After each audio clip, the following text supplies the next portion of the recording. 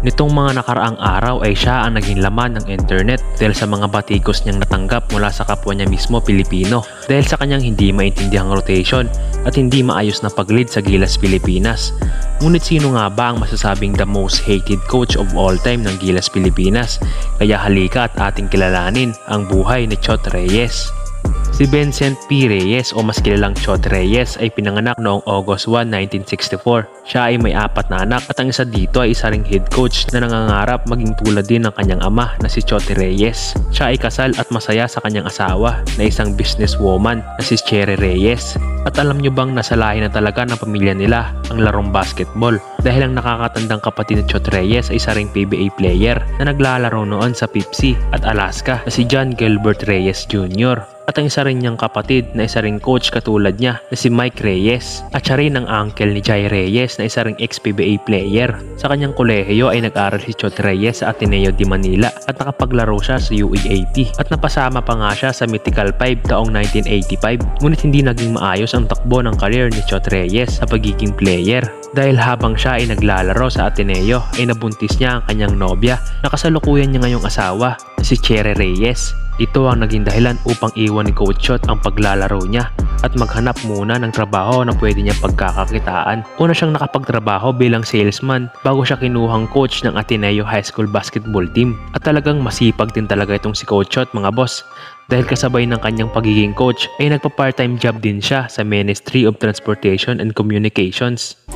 Matapos siyang makapagtapos sa kolehiyo ay sumali si Reyes sa Pure Foods at tinulungan niya ang kumpanyang ito upang magtatag ng isang basketball team na maglalaro sa Philippine Amateur Basketball League. Sa kalagitnaan ng kanyang edad na 20 years old ay ninais ni Reyes na itigil ang kanyang corporate career. Nais niya noong sumali sa Pure Foods basketball team na sa mga panahong yon ay sumali na sa PBA. Ngunit sa kasamaang palad ay walang bakanting posisyon noon sa coaching staff. Ngunit kalaunay nakapasok din si Coach Chot bilang head coach. Nagsilbi nga siya sa PBA bilang head coach mula 1993 hanggang 2012. Una siyang naging assistant coach ni Coach Tim Cone sa Alaska at noong 1993 sa unang pagkakataon ay na-hire nga itong si Reyes bilang head coach sa Professional Basketball League sa koponan ng Coney Island Ice Cream Star na kalaunay naging Pure Foods Tinder Juicy Giants. Naging head coach din siya ng Santa Lucia Realtors, Popcola Panthers at Talk and Text. At matapos ang halos isang dekada na pamamahinga ni Chot Reyes sa PBA,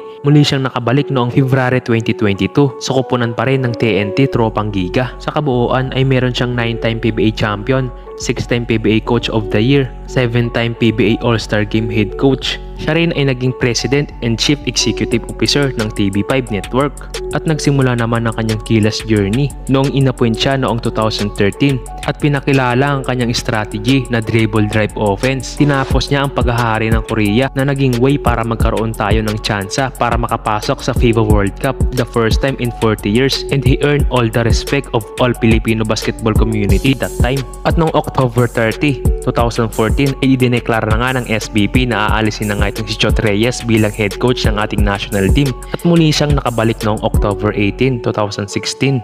At noong 2018 ay naharap siya sa controversial na Philippines versus Australia na nagresulta sa hindi magandang eksena. Matagal siyang nawala sa Gilas ng dahil doon at nakabalik lang siya bilang head coach ng Gilas noong January 2022 at pinangunahan ang ating national team nito lang kakatapos na FIBA World Cup.